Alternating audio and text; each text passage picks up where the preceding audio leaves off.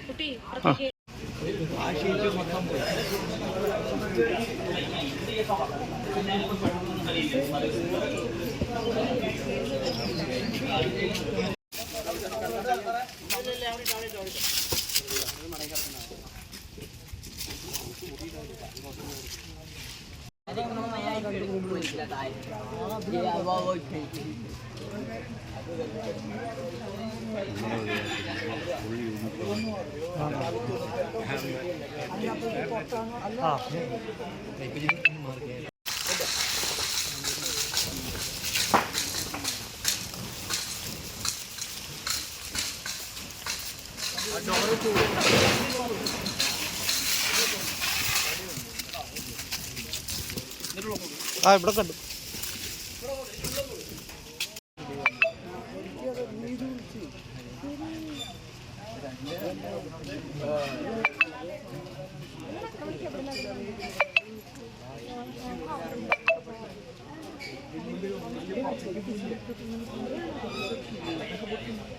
മാലിന്യ സംസ്കരണ പ്ലാന്റിൽ ഉച്ചയ്ക്ക് 1:30 മണിയോടുകൂടിയാണ് തീപിടിച്ചതായ വിവരം ശ്രദ്ധയിൽപ്പെട്ടത്.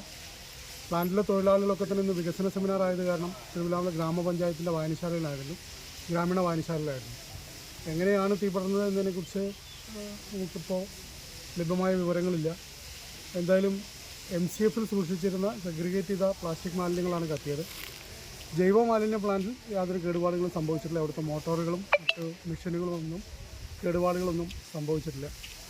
MCF സൂക്ഷിച്ചു വെച്ചിരുന്ന പ്ലാസ്റ്റിക് മാലിന്യങ്ങൾ കത്തി.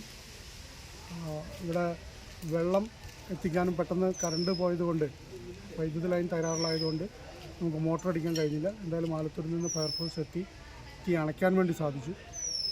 എങ്കിലും ഇതെങ്ങനെ സംഭവിച്ചു എന്നും ഭാവിയിൽ ഇത്തരത്തിലുള്ള സംഭവങ്ങൾ ഉണ്ടാവാതിരിക്കാനും വേണ്ട നടപടികൾ തീർച്ചയായും കൈക്കൊള്ളും.